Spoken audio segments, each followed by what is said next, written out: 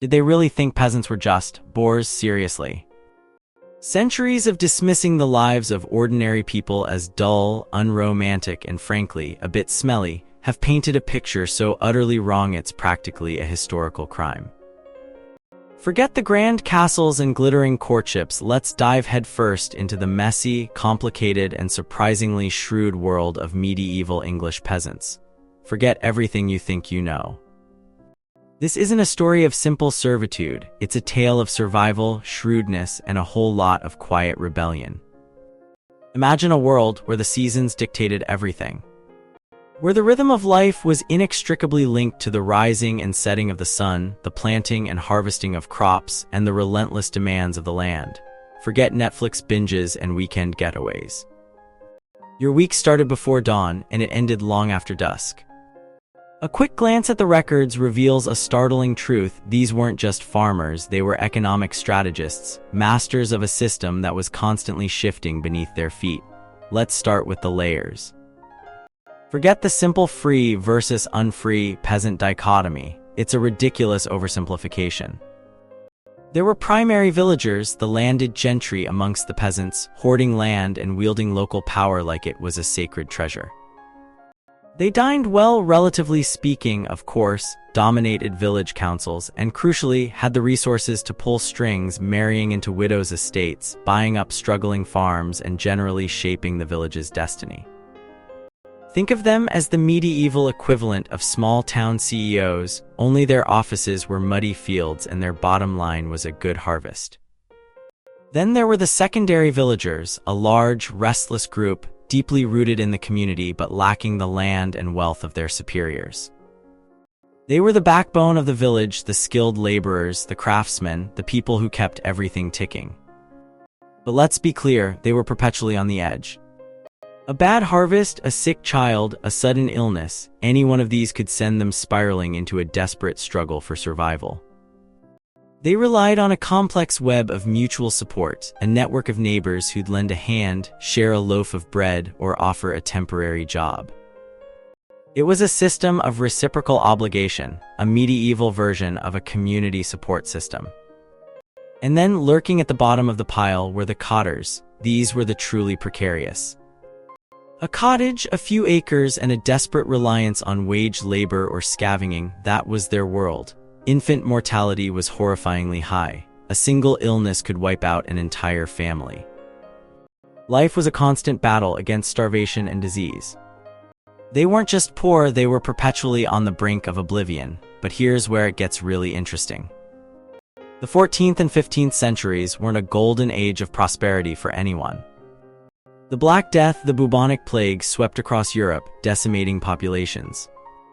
Villages were emptied, fields lay fallow, and wages plummeted.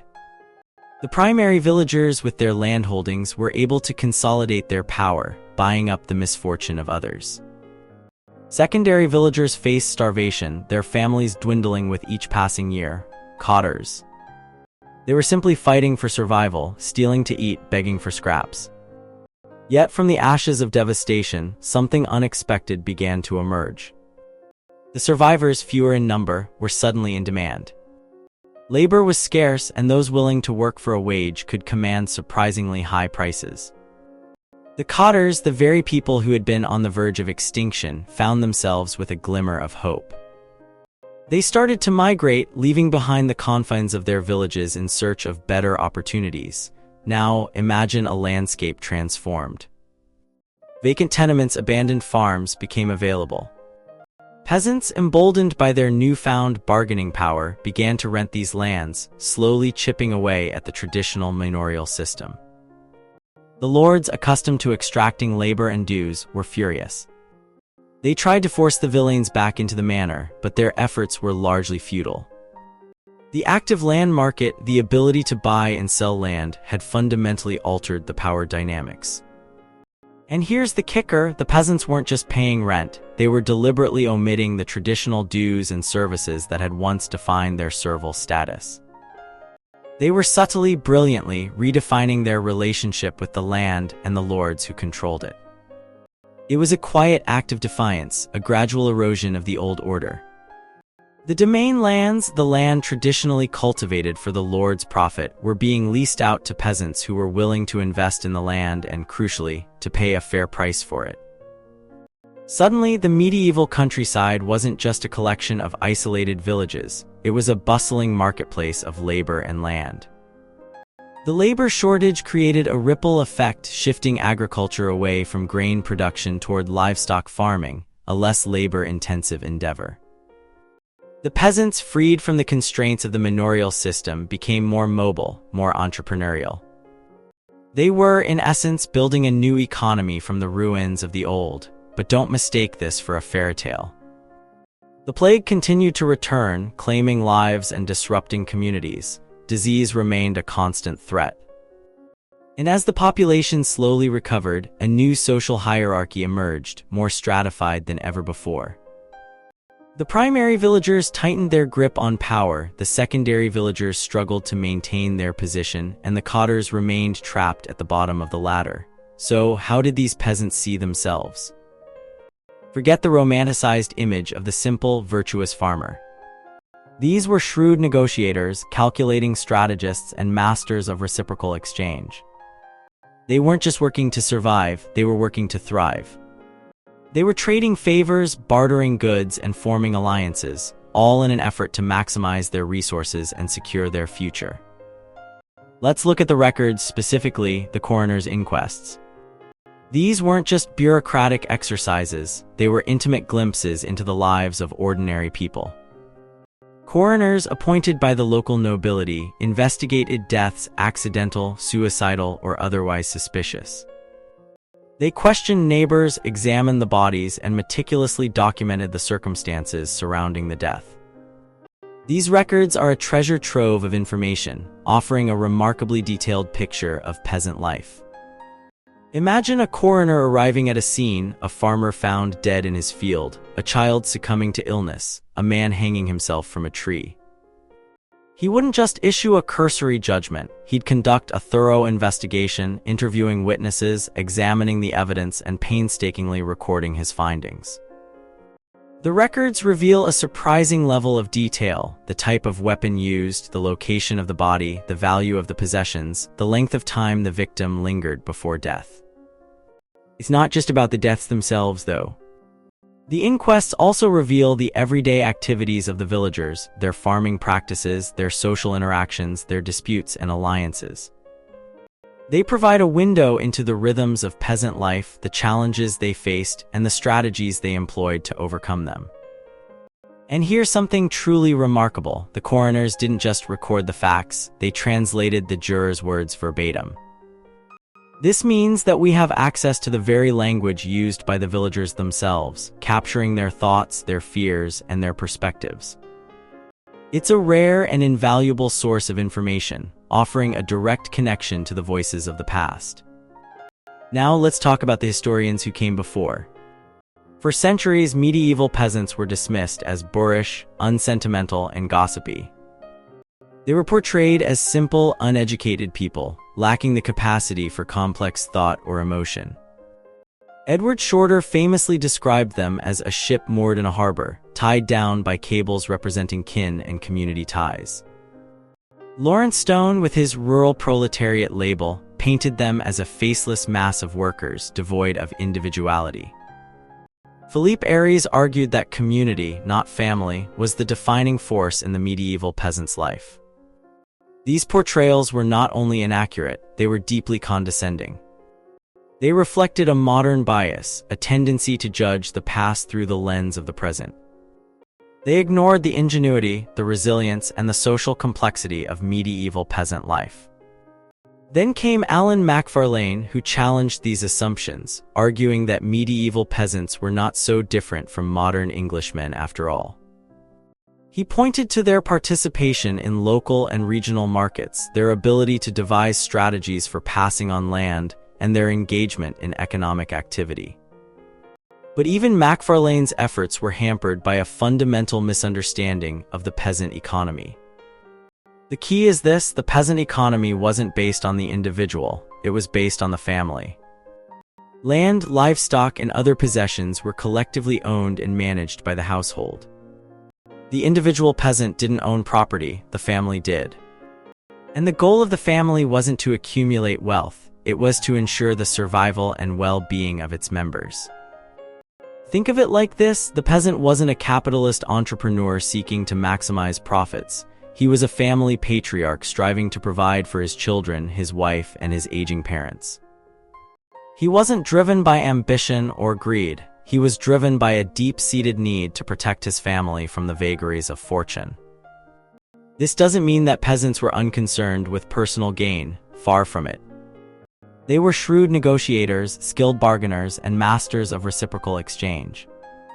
They understood the value of their labor, and they were willing to trade goods and services in order to improve their situation. But their actions were always guided by the needs of the family. And let's not forget the role of social relationships. Peasants relied heavily on their neighbors for support, both materially and emotionally. They participated in local festivals, shared meals, and offered assistance in times of need. This network of reciprocal obligation was a crucial element of the peasant economy, providing a safety net that helped to buffer them against hardship. The records, the coroner's inquests, the manorial rolls, the legal documents reveal a complex and nuanced picture of peasant life. They show that peasants were not simply victims of circumstance, they were active agents in their own lives, shaping their own destinies. But what about the scheming peasants that some historians have suggested? Was there a sense of intrigue and deception in their dealings? The evidence suggests that there was. Peasants were constantly trying to outsmart their lords, to exploit loopholes in the law, and to secure the best possible terms for themselves. It wasn't about grand conspiracies, it was about the everyday struggle for survival, conducted with a mixture of cunning, resourcefulness, and a healthy dose of skepticism. And yet, amid all the hardship and uncertainty, there was also room for play, for enjoyment, for connection. The records reveal a vibrant social life, filled with festivals, feasts, and games. Peasants spent time with their neighbors, sharing stories, singing songs, and celebrating the simple pleasures of life. Babies were fussed over, youths flirted, and couples loved, as well as argued. It's easy to dismiss these details as trivial, but they're actually incredibly revealing. They show that medieval peasants weren't simply focused on survival. They were also human beings with hopes, dreams, and a desire for connection. So what about the straw families that historians have erected, attempting to impose their own ideas about family onto the medieval past? The early modern historians' attempts to portray medieval peasant families as extensions of the community, riddled with holes and dominated by distant relatives, are simply inaccurate. The inheritance practices virtually precluded an outsider from entering into family land without some adoption into it.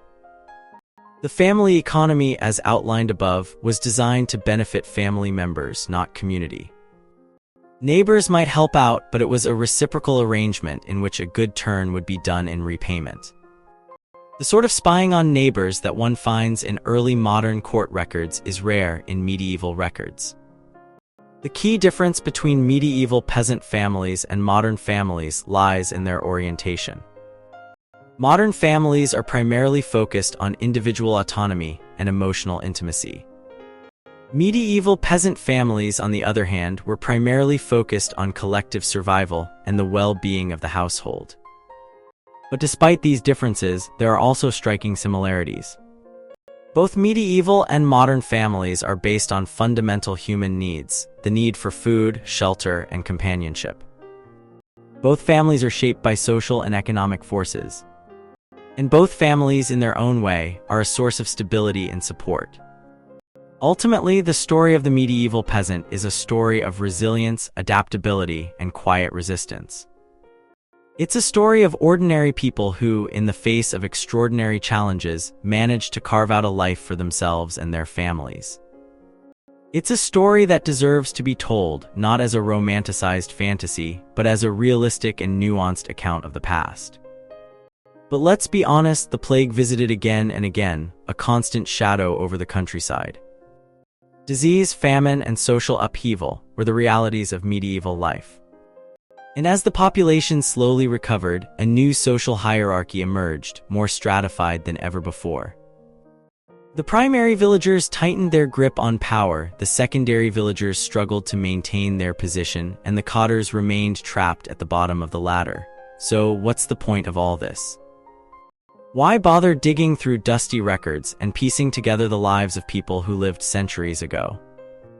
Because by understanding the past, we can gain a better understanding of the present. The challenges that medieval peasants faced, poverty, inequality, disease, are still with us today.